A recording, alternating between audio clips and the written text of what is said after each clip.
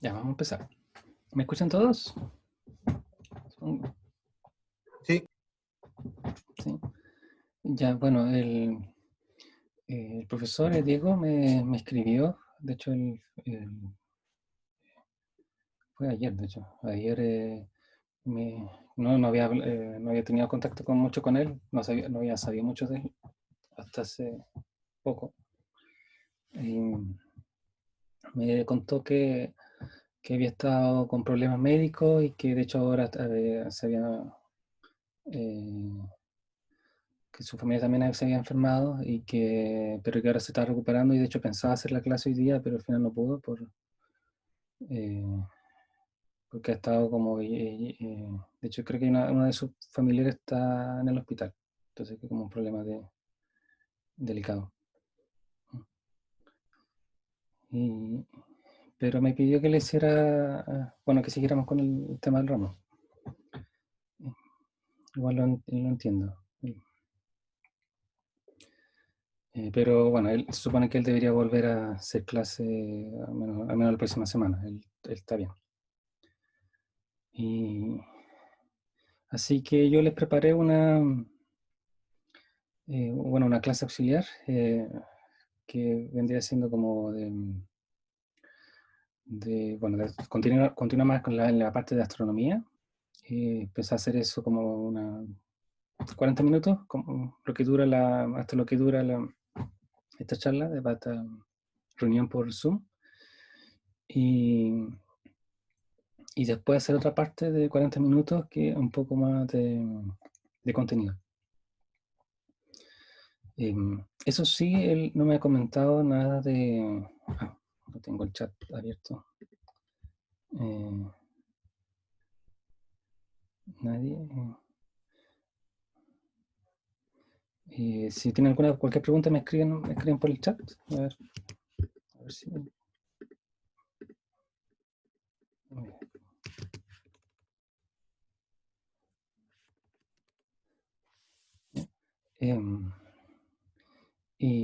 ¿en qué estaba? Sí, bueno, sí, volviendo a la clase, entonces, la clase auxiliar va a ser sobre todavía un poco de astronomía, no tanto la parte como eh, química y biológica, pero después la parte que quería como repasar como pasa un poco como de materia, es de química. La, mm, Eso sí ahora me acuerdo, la consulta que tenía era que ustedes tuvieron como 2 clases con el profe, ¿cierto? Eh, ¿Me escuchan, no? no, tuvimos solo una clase. Una clase nomás. Ah, O sea, antes de que pasara toda la cuarentena, ¿mm? creo que tuvieron la semana de clase. A mí todavía no me dan el ramo ahí. Ya. Ya, porque estuve buscando si estaba la clase subida, como para ver bien lo que ya había visto y no, como que no encontré nada. Pero igual bueno, en una clase no mucho creo que lo que haya visto. Seguramente tuvo otra reunión con ustedes de cómo iba a ser el curso. Creo que eso recuerdo haber hablado antes. Sí. Mm. ¿Y recuerdan lo que vieron? ¿Recuerdan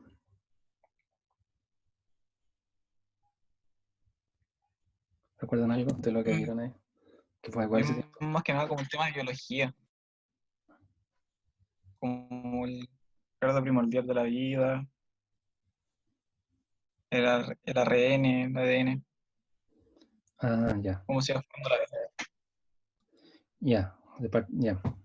Ya, entonces estuve viendo más como de partido la parte biológica. Yo estaba viendo como del otro lado, desde desde el universo, desde la formación del universo a lo que vendría siendo los componentes de la vida.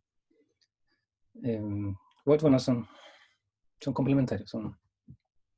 El ramo este normalmente se parte así, como desde la formación del universo hasta la vida misma y terminando con posibles alternativas. pero él igual quiere hacer algo como un poco distinto y yo creo que por eso también estuvo viendo el tema de como directo del ADN y la vida desde el comienzo. Eh, pero bueno, todo es como eh, parte del curso, ¿no es cierto? Así que voy a empezar a compartir la pantalla. Pues,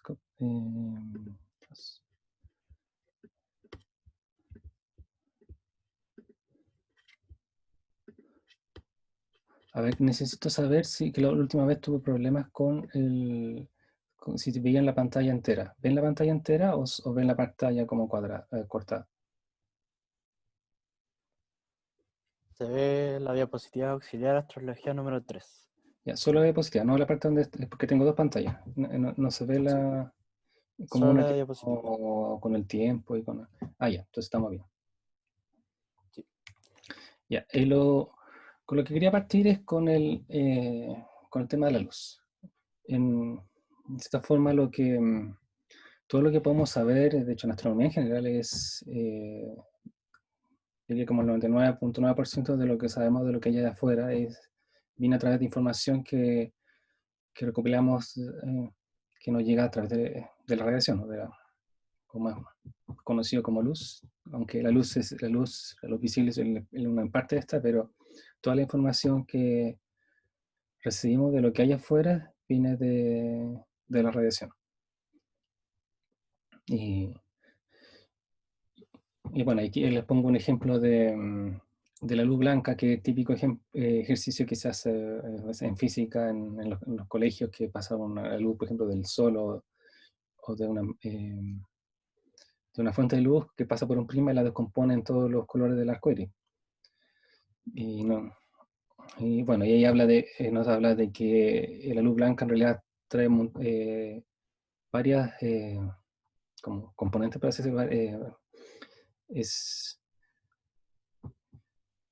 la luz que se entiende como una onda, nosotros recibimos una señal en distintas frecuencias o longitudes de onda, y que en caso de la luz cada frecuencia o longitud de onda corresponde a un color distinto. Donde uno en la luz visible se ve como los colores del arco iris, que va desde el rojo hasta el azul violeta, que es lo que uno ve. Y en el caso de esta dispersión, lo que uno simplemente hace es que la luz pasa por un medio que hace que las distintas frecuencias recorran un camino distinto, y eso la descompone, los distintos tipos de luz. Pero cuando uno estudia la radiación, que la radiación es un término que es más general, que abarca todos los tipos de, como así decirlo, luz que existen, uno se encuentra con que está el visible, pero también están otras cosas que yo creo que ustedes conocen, como el infrarrojo, el radio, o los ultravioleta, los rayos X y los rayos gamma. Todos son distintos, eh, son parte de lo mismo, pero con distintos niveles de energía, o también decirlo, distintos niveles distintas longitud de onda o frecuencia. Bueno, yo creo que esto igual se supone que debería ser con familias para todos ustedes. Así que quería hacer una prueba. Quería, para ver si les puedo hacer preguntas que puedan responder así en vivo. Así que la primera pregunta es: ¿a qué velocidad viajan todas estas ondas de las que estoy hablando? Y para eso, para que puedan responder esa pregunta, les quiero compartir un link que lo tenía. Uy, ¿dónde está? Ya se me perdió. Tenía aquí abajo. Sí. Lo voy a.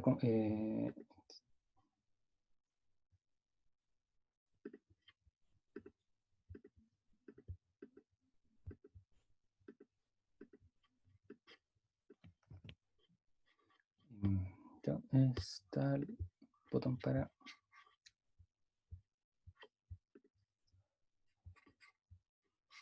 Todavía no me acostumbro a usar Zoom.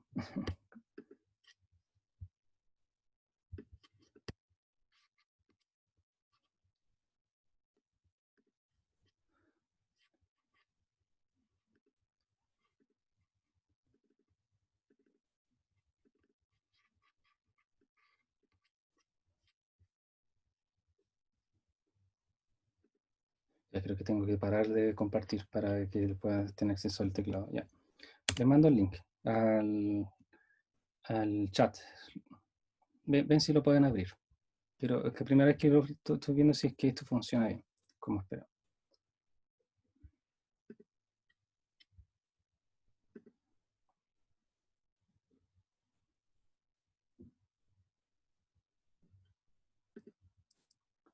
¿Lo pueden abrir el link?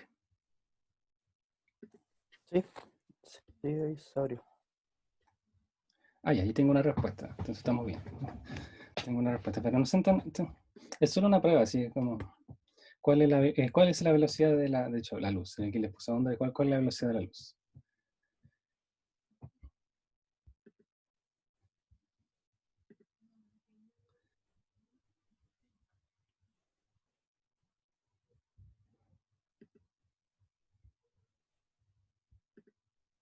Bueno, solo tengo una respuesta.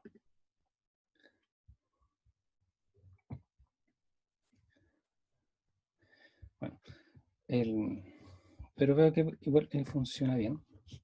Así que voy a... Ah, me falta actualizar. Ahí están, sí, tengo ya esta respuesta. Sí, están casi todas bien. Sí, casi todas bien. Que son 300.000 kilómetros por segundo. Algunos me pusieron 300.000 metros por segundo. Esa es la única que está, la que están como incorrecta. Pero es típico error de que los 300.000 son kilómetros y no son metros, que es la unidad estándar de, entonces, uno debería recordarse, si uno quisiera recordar los metros, deberían ser 300 millones de metros por segundo, que alguien también lo escriba. Ya, entonces ahora vamos por la segunda pregunta, que es si la luz visible está entre los 380 y los 740 nanómetros, estamos hablando de su longitud de onda, eh, ¿cuál,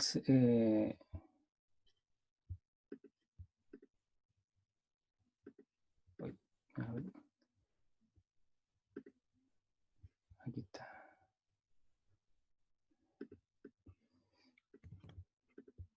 Pregunta 2.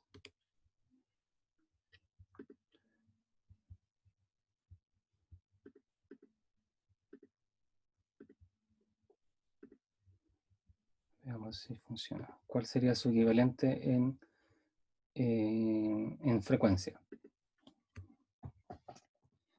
La idea de esto nomás es como que recordar de que la luz es una onda y que varias veces uno cuando escucha algo relacionado con el infrarrojo, el radio, incluso el visible, de hecho, eh, te muestran cosas como la frecuencia o la longitud de onda de la señal que uno recibe.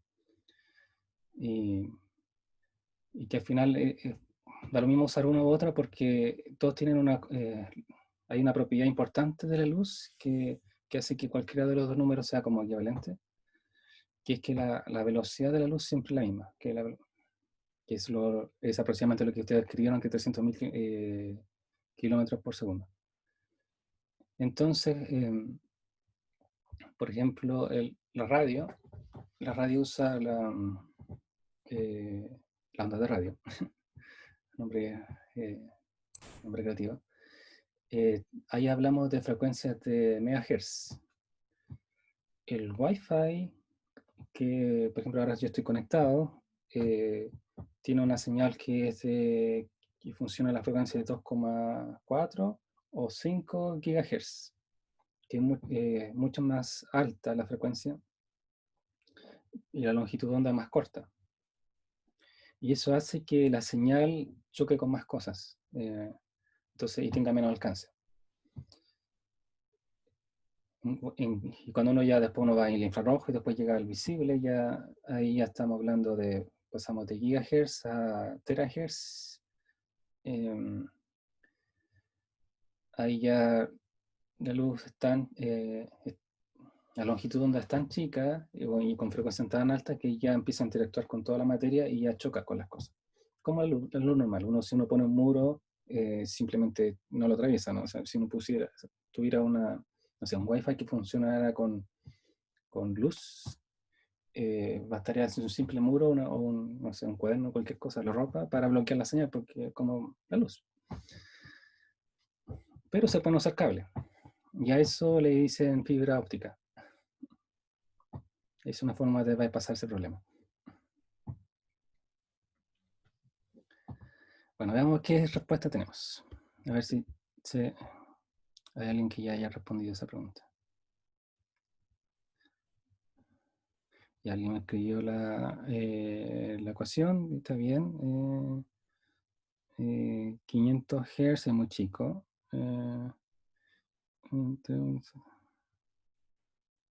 Ya un rango aproximado, ZHz y MHz, ya es un rango bien alto. Y ya me dieron rango. Interesante, como divertido.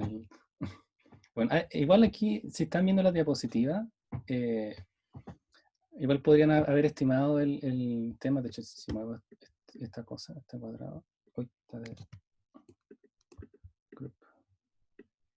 Si muevo este cuadrado. No estáis compartiendo por si acaso. Ah, ya, gracias. Pienso como que están todo el rato compartiendo. Ah, ya, entonces no podían verlo directamente. Gracias por recordármelo. Ya, ahora lo están viendo, ¿cierto? Sí, ahora sí. Ya, en este diagrama aquí, cuando les ponía, aquí está puesto la longitud de onda y la frecuencia. Y yo le hablaba de la luz visible, que es este espacio chiquitito, y aquí estamos hablando de la 1.6, un poco más chico que un micrómetro, y aquí la frecuencia estábamos hablando de 10 elevado a 15, 10 elevado a 15 Hz. De hecho, la respuesta eran 790 terahertz y 400 terahertz. Que eso estaba mucho más lejos que los que yo le hablaba, porque, por ejemplo, las ondas de radio, estamos hablando de, por ejemplo, 10 elevado a 6 son megahertz. Megahertz son 10 elevado a 6, que son como la onda FM, la radio FM, si se conocen algunas, es megahertz. Y ahí estamos hablando de ondas del tamaño de un campo de fútbol. Pero después, si nos vamos a la onda de Wi-Fi, como les comentaba, que eso es en gigahertz, que tiene la menos 9. Por acá, ahí ya tenemos, las señales son del tamaño de una bola de béisbol. Son grandes todavía, pero algo más grueso que eso, por ejemplo, un muro más grueso que eso, probablemente bloquee la señal. Y ahí nos vamos cada vez más chicos. Pero al final, mi idea es que primero es una onda y que uno a partir puede sacar ciertas propiedades y que se usa mucho en varias cosas. ¿No sé? El ejemplo aquí que le estaba haciendo era de radio, pero probablemente ustedes conocen de los rayos gamma, los rayos X, ultravioleta. Y es un campo bien estudiado porque es muy útil. Voy a dejar esto aquí. Otro ejemplo es el infrarrojo.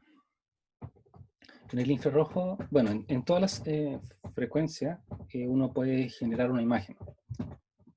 Solo que con la onda de radio un poco más complejo, pero porque como la resolución es más pobre, pero si uno tiene antenas bien grandes, uno puede hacer una imagen.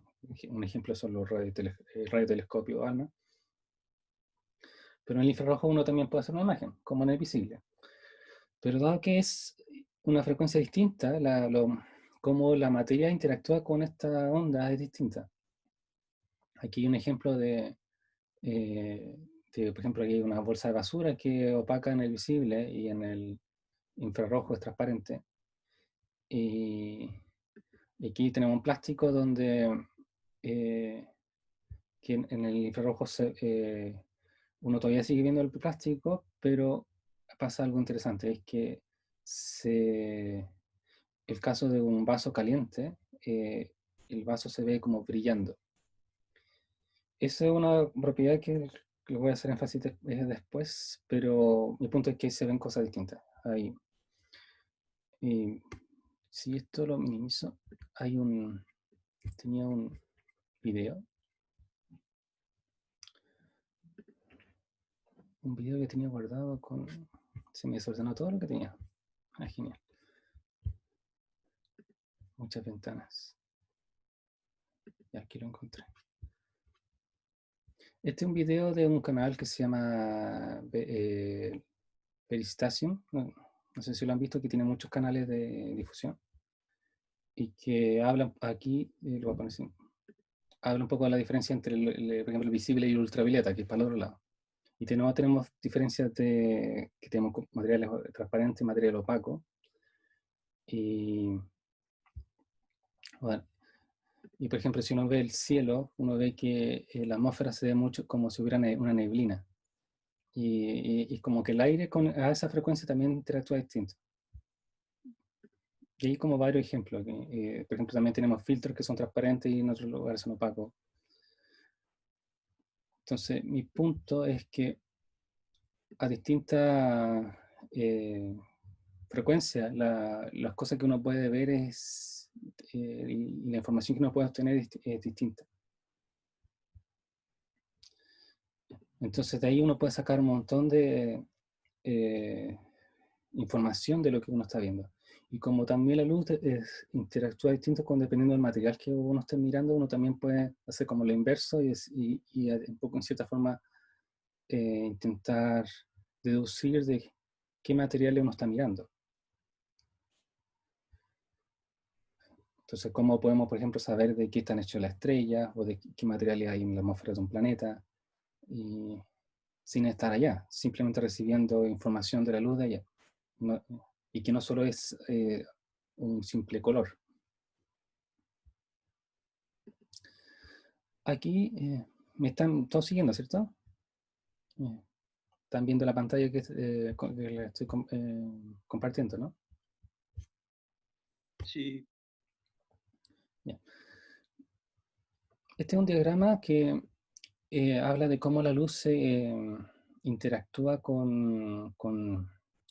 así como forma general con ciertos materiales, donde el primer caso tenemos, lo primero que le mostré, que tenemos una fuente de luz como algo caliente, como una ampollita incandescente, que lo voy a poner grande, que esa luz la podemos guiar a través de un prisma y ahí lo que obtenemos es el arco iris, por así decirlo, que te podría ser el sol. Y si uno hace un gráfico de intensidad versus la frecuencia, que sería para cada color, uno ve que no es tan uniforme, sino que es un poco menos intenso en el ultravioleta y hay un pico por el amarillo, verde, y el rojo de nuevo empieza a bajar.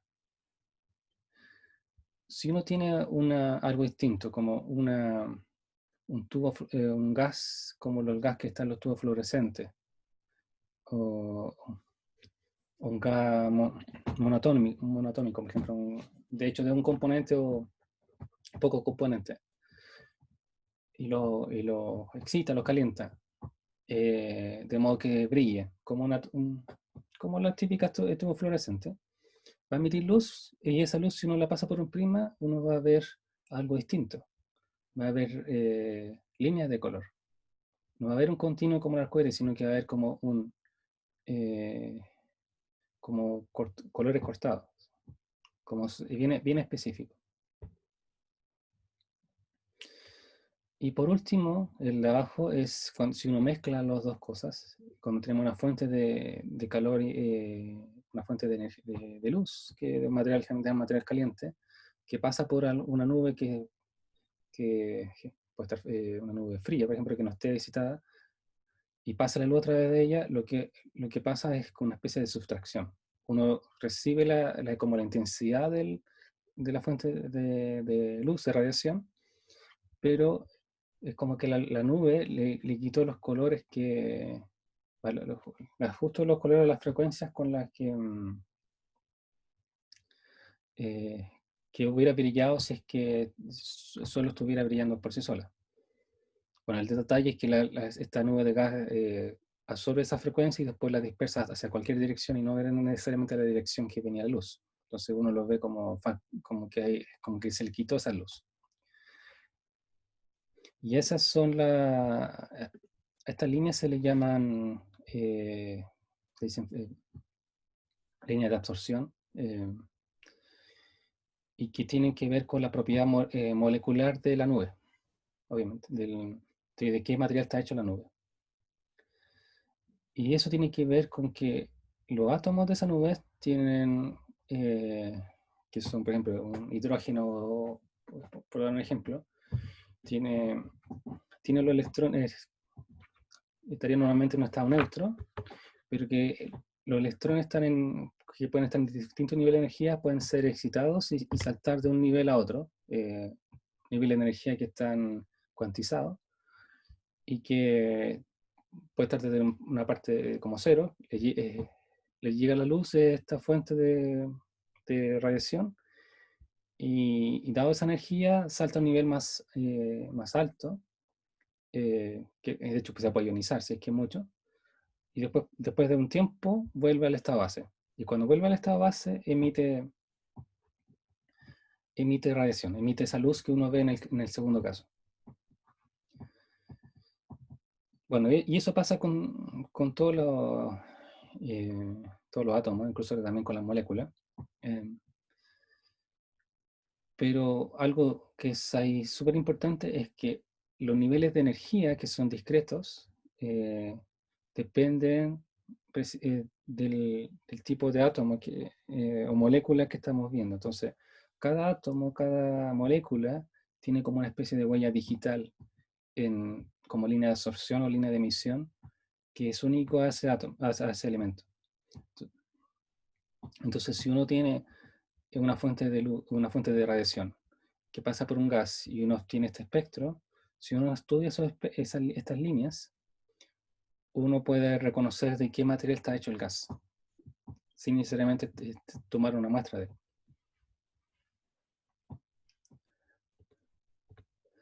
Entonces, aquí yo les muestro le llamamos espectro, que es como el arco iris de la luz dispersada del Sol, a un montón de detalles, y así se ve.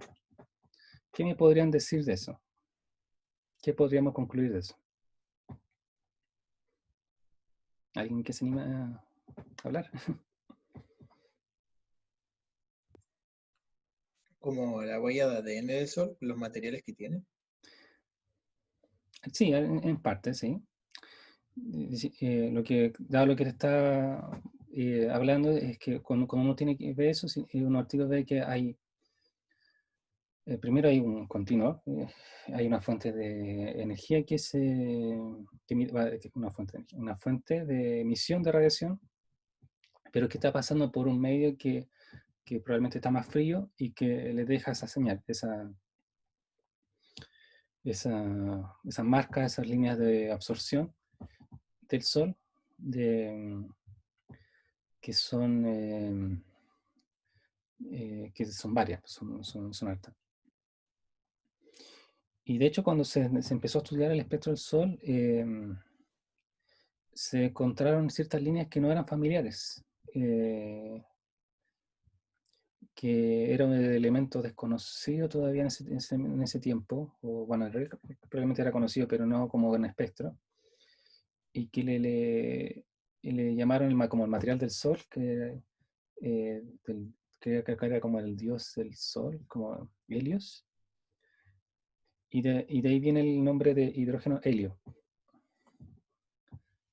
que era como el material de que está hecho el Sol. Una anécdota ahí. Bueno, en este caso, lo que pasa es que tenemos el Sol que, bueno, la superficie del Sol, la cromosfera, bueno, hay varias capas, es decir, de fotosfera y cromosfera, que emiten en el continuo, y tenemos unas capas que se vendría siendo como, ya como la corona y más, la atmósfera del Sol, que es más fría, pero todo en esto en el Sol, que recibe la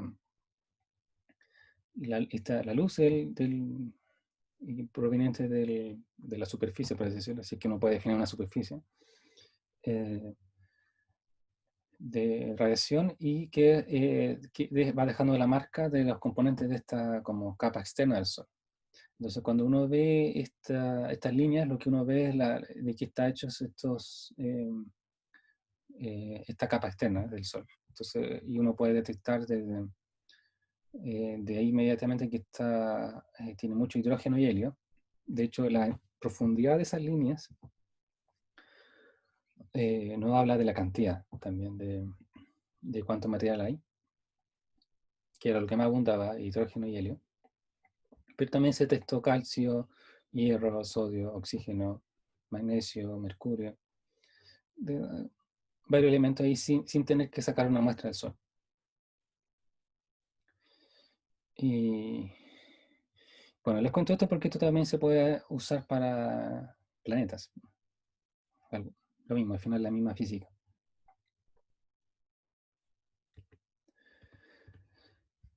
Y hay algo aquí que también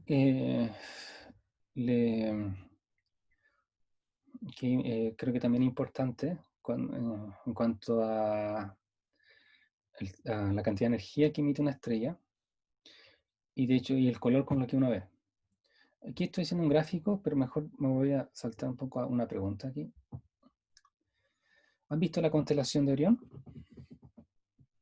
alguna vez? ¿O el cinturón de Orión?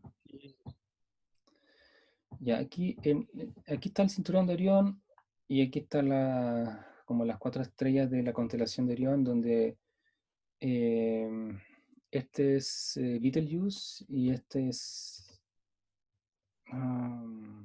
Arcturus, no me acuerdo, no recuerdo cómo se llama, pero son 2 estrellas bien brillantes que siempre se ven, porque son brillantes. Uno se ve más azurosa y otro más rojiza. De hecho, lo invito a que si alguna vez ven el cinturón de Orión, que las vean y comparen. Van a notar inmediatamente que no son del mismo color. Y tengo otra pregunta. Voy a compartirle el link. Sí.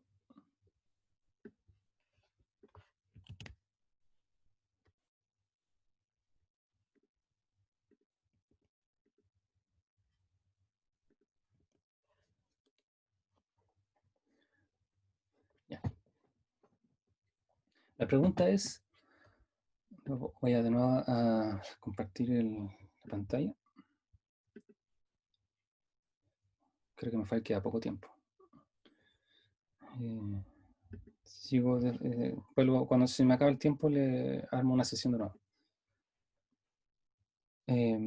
¿Cuál de las 2 estrellas creen que es la más caliente?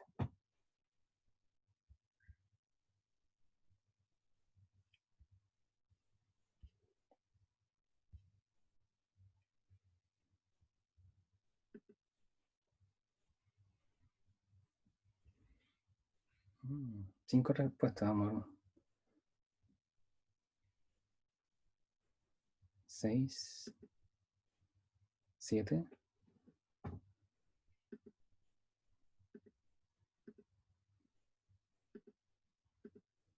Está funcionando bien esta aplicación. Ya tenemos 7 respuestas.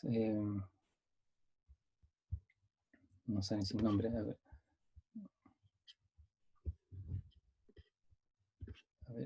no les puedo compartir.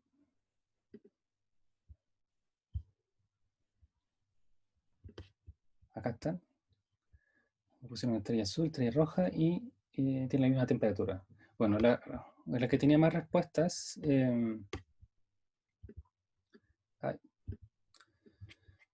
La que tenía la respuesta era la correcta, la estrella azul. Están viendo, ¿cierto? Sí, está compartiendo la pantalla. ¿Y por qué? Porque pasa una cosa interesante, de hecho, con todos los materiales, y es que mientras uno más calienta un material, emite radiación a longitud de onda más corta o frecuencia más alta, o de otra forma decirlo, emite más energía. Toda la materia ordinaria emite radiación, incluido nosotros. Y el tipo de radiación que nosotros emitimos depende de su temperatura. En nuestro caso, si ponemos grabar y compartir pantalla.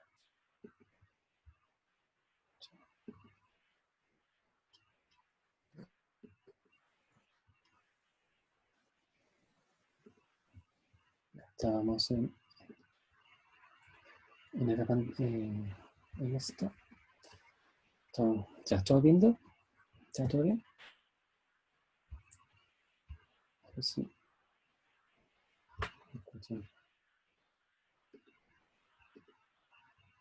Así que no sé si activar la micrófono. Si me pueden... no, ahí sí lo escucho. Aunque te escucho bajo, eso sí.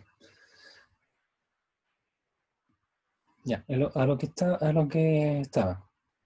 Les contaba de que toda la materia emite radiación. En nuestro caso, que nosotros estamos a 300 Kelvin, aproximadamente, eso equivale a una radiación emitida que vendría siendo la línea azul en torno al infrarrojo.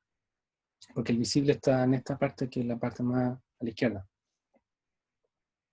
No brillamos en el visible, obviamente. Pero si algún material lo vamos calentando más, a 800 o a 3000 Kelvin, ahí toda la radiación que emite empieza a acercarse cada vez más al visible hasta que empieza a emitir primero en el tipo de frecuencia que es la más baja o menos energético, que es el rojo, y se empieza a emitir harto el rojo y después empieza a emitir también de los otros colores. Un ejemplo de eso uno lo ve con los metales cuando uno los calienta. Cuando uno los calienta mucho empiezan a brillar rojo, y es por la misma razón. El Sol, de hecho la superficie del Sol, lo que uno ve, está a 6000 grados, que es la línea amarilla. A esa temperatura no solo emiten el... ¿Mm? Escuché algo.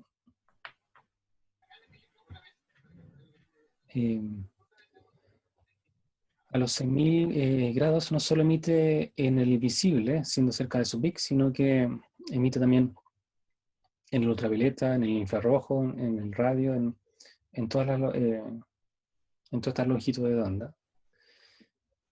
Pero nuestro ojo está adaptado solo para ver lo visible, que ve como más o menos lo mismo en todos los colores, y eso se traduce en el blanco. Y por eso uno ve el sol blanco, generalmente. Y aquí, bueno, está el mismo ejemplo. Mismo ejemplo por ejemplo, una estrella más fría de 3000 grados, con una estrella más brillante como el Sol, aquí está a 5800, justo igual en todas las ondas de visible, y algo mucho más caliente como una estrella de 15000 grados, el pico está en el ultravioleta, pero emite más en el violeta en el azul violeta que en el rojo, entonces por eso se ve más azuladas. La forma como esta curva, que es en función de la longitud de onda versus intensidad, se mueve, sigue una ley que se llama ley de Wien, y que depende solo de la temperatura del objeto, no depende del material. Entonces, viendo el color de una estrella, uno puede al tiro deducir la temperatura de su superficie, lo cual y por lo tanto también tiene una idea de cuánta radiación emite a su alrededor, como a su planeta. Bueno, aquí tenía un ejercicio corto de que calculan la temperatura de distintas estrellas sabiendo dónde está el pic, pero creo que esto no es tan necesario. Y la ecuación era una ecuación simple, que se llama Lee de Wien, que es una fracción más. Pero me lo voy a saltar por el tiempo. Aquí hay algo más interesante. Este es lo que llamamos espectro, que es un gráfico de intensidad de la luz que recibimos del planeta versus la longitud de onda, que aquí no está en números, sino que está con los nombres. Por ejemplo, ultravioleta, azul, verde, rojo, el infrarrojo y después más allá ya viene siendo de radio. Y si se fijan, no es una cosa continua, sino que tiene dos cerritos, dos lomas. Y me gustaría ver si a usted se le ocurre qué podría ser, por qué se ven dos y no solo uno como le están mostrando las estrellas. Recuerden que esto es el caso de un planeta, de hecho el planeta Marte.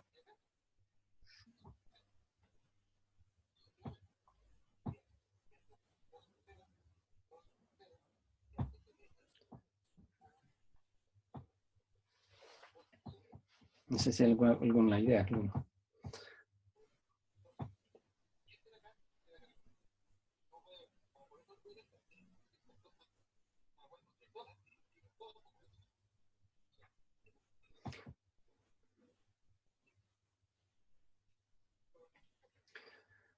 De hecho, tal vez una pregunta más simple, por ejemplo, la parte 5, de hecho hay un pedazo también cerca de la parte 6, pero como la parte 5, un ejemplo, se ven como, está ilustrado como unos partes cortadas, unos cortes. Dadas las cosas que hemos visto, ¿qué se le podría ocurrir de qué podría ser eso?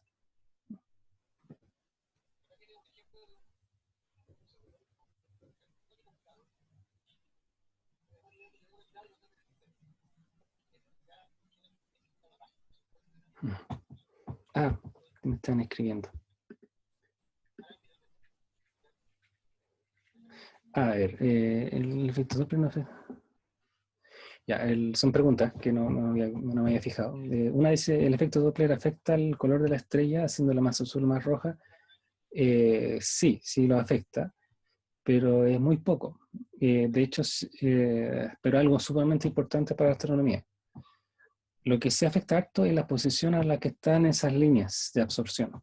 Eso se nota que se mueven un poco. Y de hecho eso es lo que uno estudia de cómo se mueve hacia un poco más hacia el azul o hacia el rojo. De hecho ahí viene la palabra redshift o blueshift. Y con eso podemos estimar la velocidad a la que se mueve la estrella. ¿Podría ser que la atmósfera absorba ciertas longitudes? Sí, la atmósfera sí absorbe longitudes, de hecho como un gas. Y de hecho también emite. De hecho, el azul del cielo es luz dispersa que ha sido dispersada del Sol. Dispersión de Rayleigh-Jean, si no recuerdo bien, si recuerdo bien.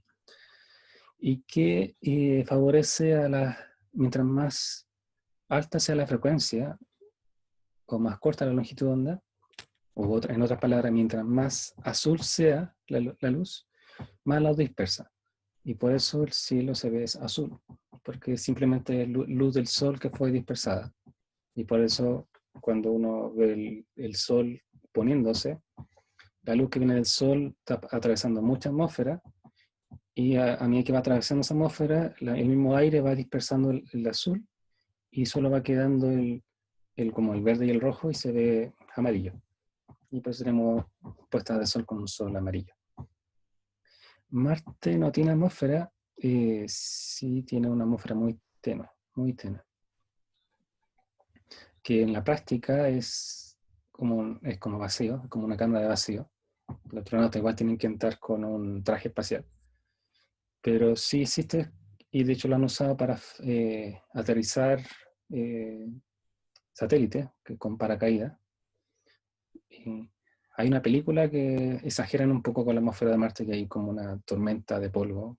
Eso no pasa, pero sí hay.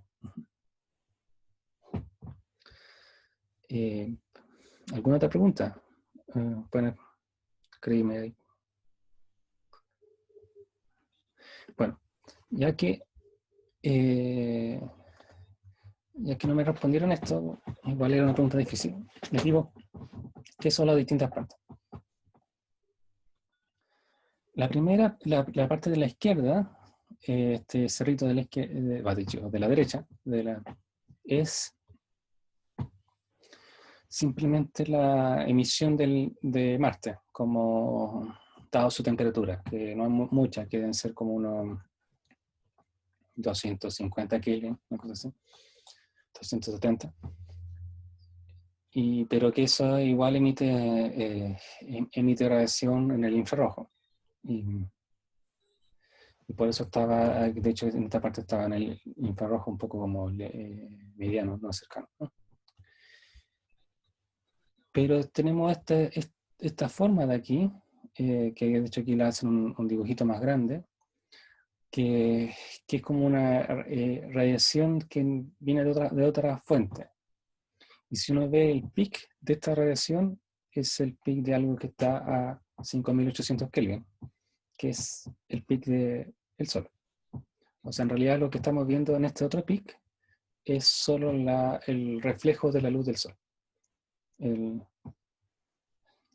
Dado que, de hecho, nosotros cuando vemos Marte, vemos lo que vemos, el reflejo de la luz del Sol reflejada en Marte, y por eso se ve.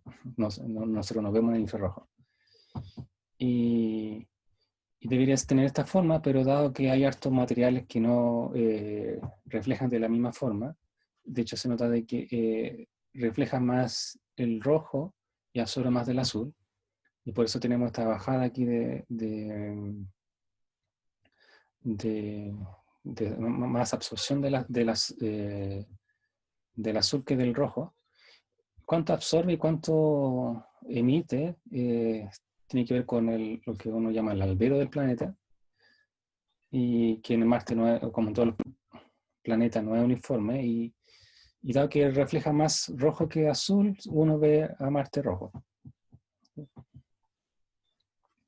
Y estas líneas de absorción tienen que ver con parte de los materiales de los que está compuesto la atmósfera de Marte, que en este caso es de dióxido de carbono, la atmósfera de Marte. Ahí ya tenemos al tiro una información de esa atmósfera.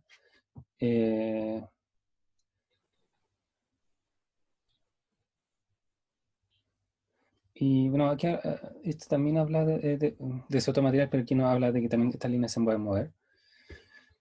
Y bueno, la forma como el albedo no habla del material como de la roca, ¿sí? No puede hablar un poco de la roca.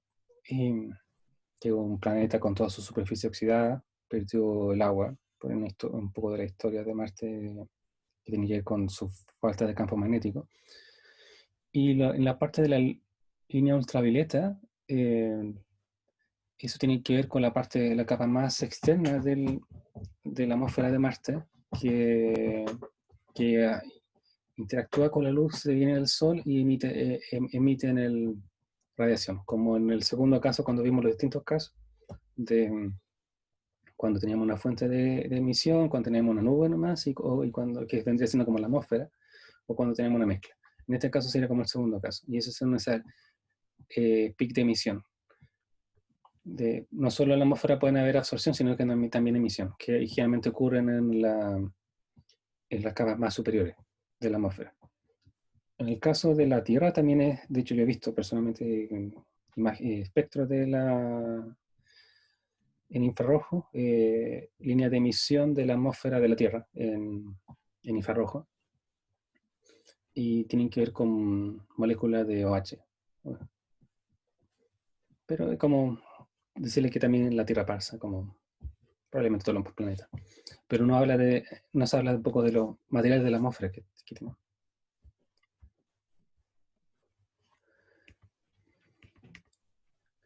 Ya, ahora un poquito más general, porque era un poco como tratando de hablarles de por qué entender la luz y que hay cosas que uno puede derivar solo al estudiar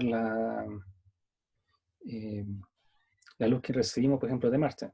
Solo estudiándolo su totalidad, no solo la parte visible, sino que también en el infrarrojo, en el ultravioleta, en radio también, uno puede derivar ciertas propiedades, por ejemplo, sabiéndose este pic, aquí uno puede saber más o menos la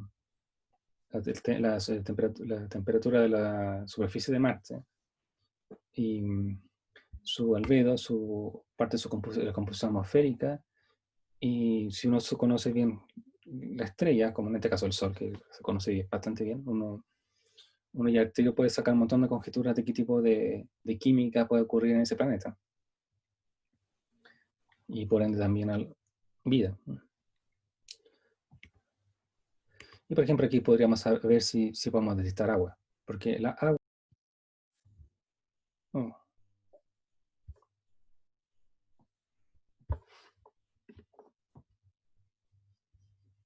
¿me escuchan?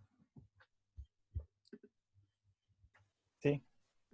Sí, hoy curso, por alguna razón hay algo que no quiere que hagamos este ramo.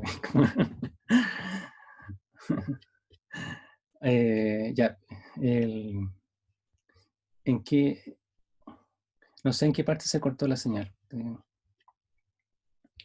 pero estaba hablando de esta pregunta. Voy a compartir la pantalla de nuevo.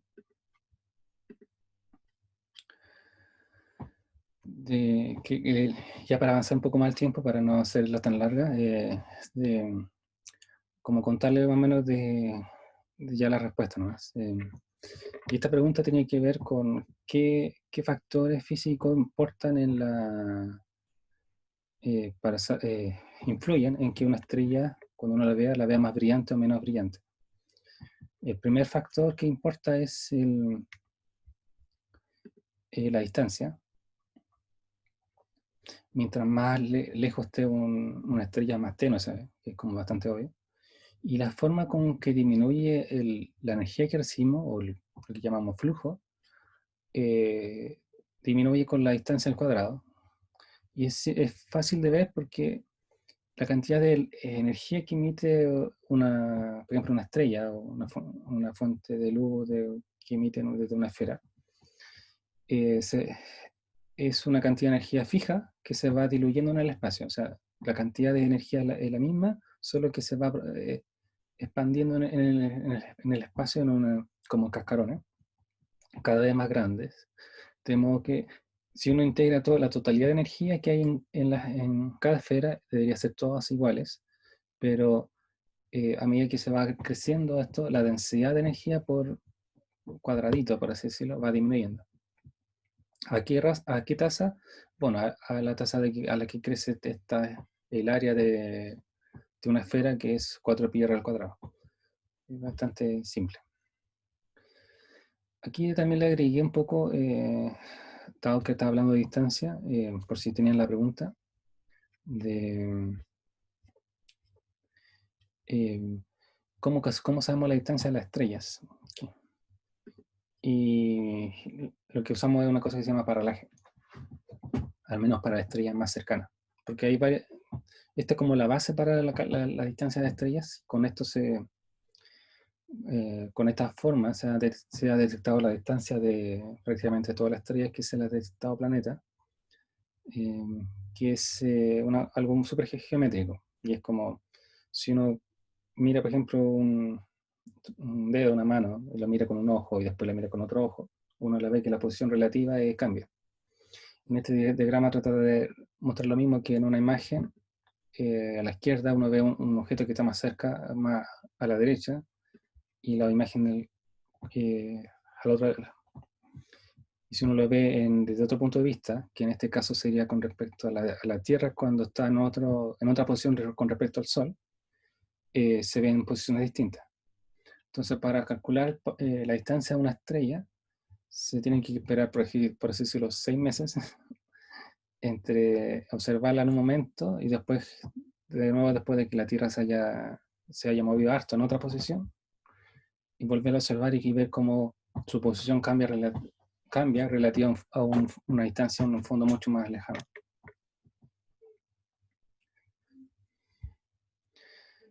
Y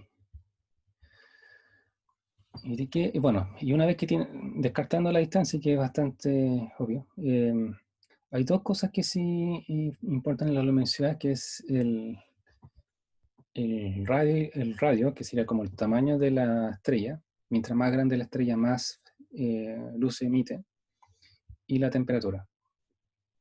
La temperatura, como lo mostré al comienzo, en estos gráficos, ven que la intensidad de luz que emite por longitud de onda va creciendo a medida que la temperatura sea más alta. ¿Y en qué tasa? Es con la temperatura a la cuarta. Entonces es como uno de los factores más importantes que influyen en la, en la cantidad de luz o de energía que emite una estrella.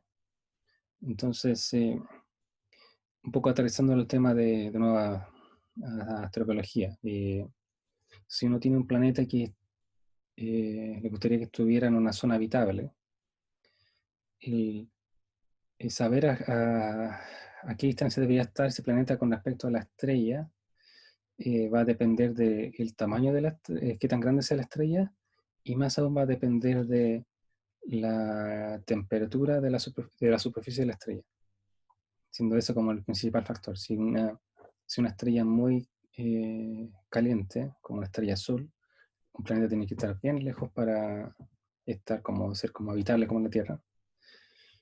O si una estrella muy fría como próxima, que una estrella roja de 3500 Kelvin, un planeta habitable como Próxima B tiene que estar al lado, súper cerca. Y de hecho eso es lo que pasa, con donde el año es unos pocos días, no 365 días. Otra cosa que también influye en la luminosidad de una estrella es su evolución. De hecho, aquí tenía un gráfico que... no. Distancia... No será otro tema. Este gráfico es que creo que era del libro que el profe compartió. Habla un poco del mismo tema de que mientras más luminoso sea la estrella, la distancia a la que tendría que estar para que tenga la misma temperatura superficial tiene que ser cada vez más alta. ¿Cómo es el punto?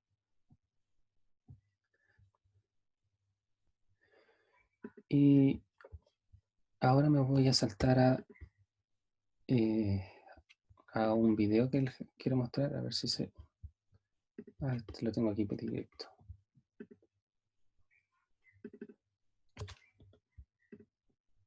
Sí. Este es un video que habla... un video de una clasificación que se hace sobre las estrellas.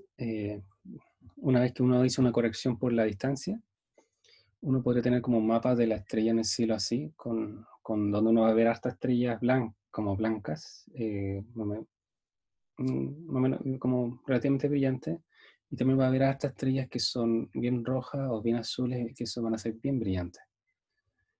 Y, si uno las corrige por la distancia. Y lo que uno puede hacer es una clasificación. ¿Cómo mover todas las estrellas que son azul a la izquierda, todas las estrellas que son más rojas a la derecha, y hacer como un gradiente ahí dependiendo del color, y después las que son más brillantes arriba y las que son más tenues abajo. Y lo que uno ve al hacer eso con la estrella de un campo es que se forma un patrón. Ese patrón nos habla harto de las propiedades de la estrella. No es como aleatorio, no están distribuidas de cualquier forma. La mayoría de las estrellas caen en una línea que está como línea imaginaria, que se llama la secuencia principal, que es donde están la mayoría de las estrellas durante prácticamente toda su vida, que es cuando consumen hidrógeno para fusionar helio, y así obtienen energía. Y las estrellas que se escapan acá hacia la derecha, y de hecho alguna a la izquierda, es son estrellas que ya están se le ha ido acabando su combustible y han empezado a quemar otros elementos como helio, carbono, oxígeno. Y el equilibrio como térmico, el equilibrio físico en general, es distinto. Entonces, la luminosidad y la temperatura ya no estarían en el mismo, no caerían en esta línea, sino que estarían en un punto distinto. Y por eso están en esta parte. Pero como todas las estrellas más o menos siguen una misma evolución, uno puede ver como un patrón que van siguiendo la estrella.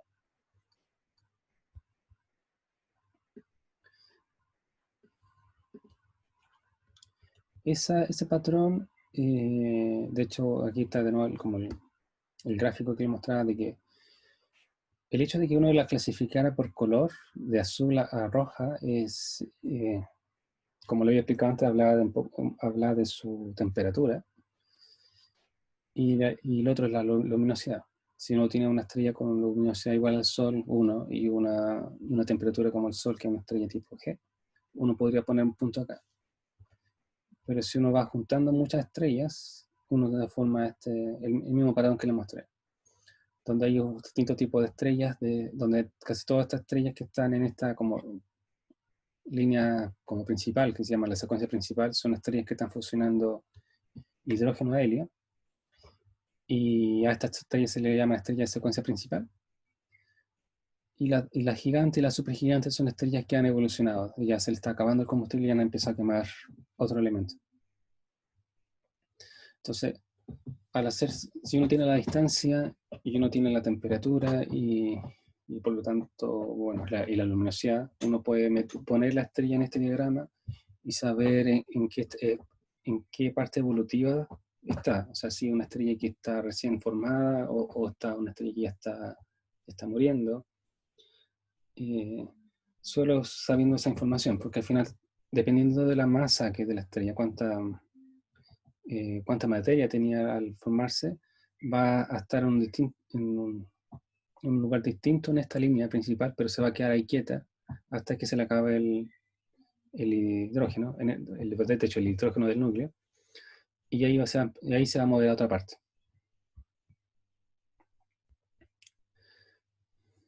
Ya, y como me queda poco tiempo, todavía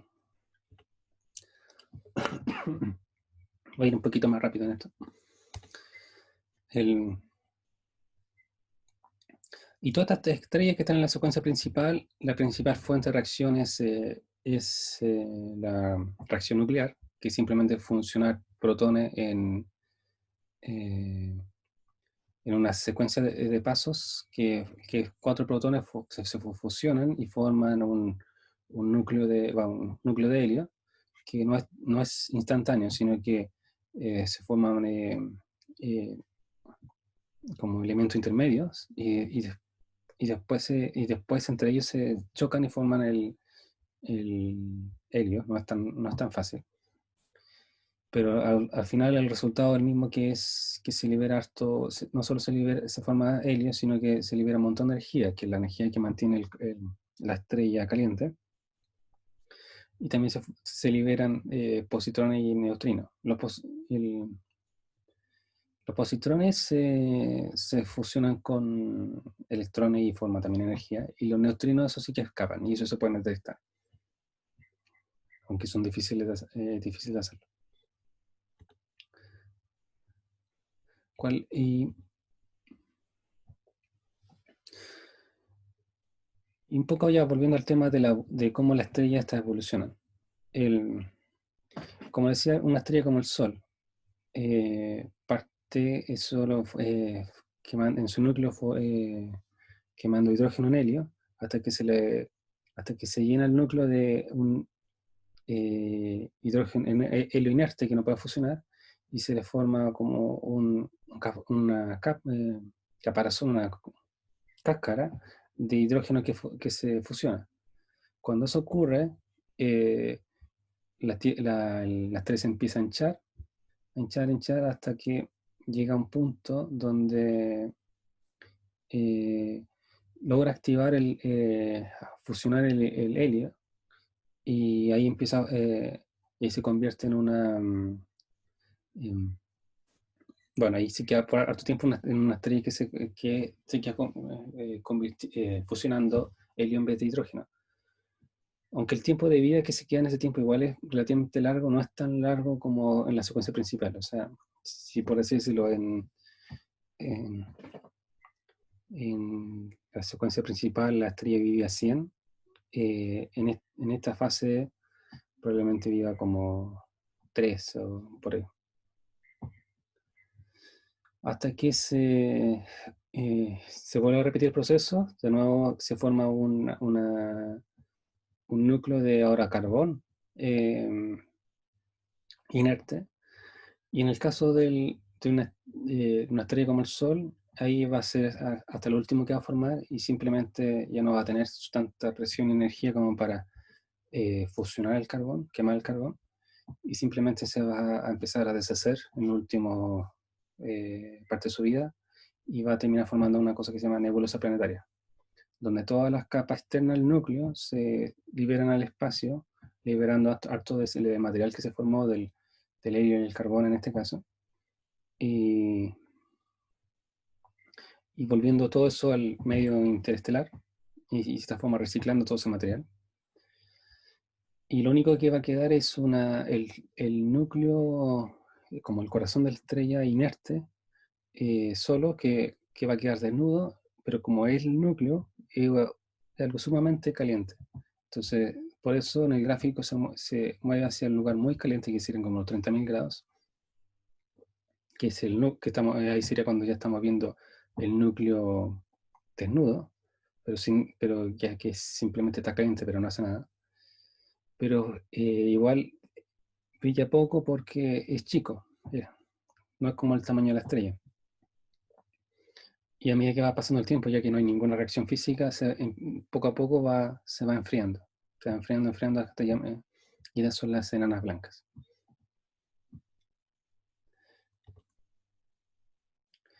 Es una historia, es la historia como del Sol, pero en el caso de una estrella como más grande, como mucho más, ya hablando de una masa de 6 hasta 8 masas solares. El proceso de esta forma se repite, pero no solo fusiona helio y forma carbono, sino que se forma una serie de capas donde va fusionando distintos elementos, donde estamos hidrógeno, helio, carbono, oxígeno, neón, magnesio, silicio, en distintos fases, y que después cuando esta estrella muere, gran parte de esos material que se formó se liberado al espacio. Entonces, de la tabla periódica, de todo lo que vemos de la tabla periódica, el hidrógeno y el helio son y parte del litio, son elementos que se formaron desde cuando se formó el universo, que son como elementos de los que están hechos las estrellas, pero gran parte de los elementos como el carbón, nitrógeno y algunos elementos más pesados son formados por la vida de una estrella y que son bien abundantes. Y unas son durante el proceso de vida de la estrella, que es lo que contaba, pero también hay otros, como oxígeno, gran parte de esto se forma cuando una estrella explota. Las estrellas más masivas, cuando mueren, no se van como mueren de forma calmada, como sería relativamente el Sol, sino que explotan. Y en esa explosión también se forman muchos más elementos. También hay otros eventos que ocurren como explosiones de enanas blancas o fusión de estrellas de neutrones, que fue algo que se descubrió hace como 2 años, me parece, que es lo que forma los elementos más pesados. Y ya que falta poco tiempo, quería terminar con esto, donde la composición de elementos de todos prácticamente todos los elementos vienen de las estrellas, salvo el hidrógeno y el helio. Y la abundancia depende de cómo se formaron, siendo que los más pesados son vienen de vientos más raros. Y lo más común es el carbono y el oxígeno. Esos son como los más comunes sin contar el hidrógeno y el helio. Y esos son como elementos, como componentes fundamentales, sobre todo carbón, para la vida. Con el oxígeno tenemos agua, porque hidrógeno hay